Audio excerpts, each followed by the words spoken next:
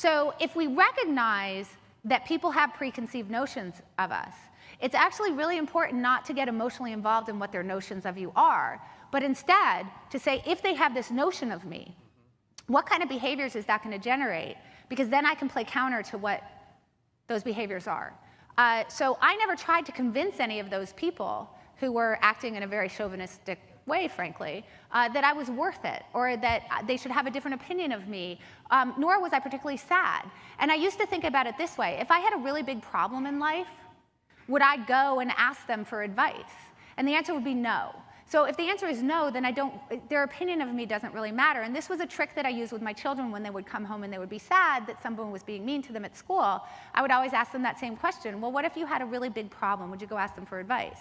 And they would say no. And I would say, well, then their opinion doesn't matter to you. And that seemed to be very helpful for my kids. And so that was the view that I had. And so I really just looked at it as strategic.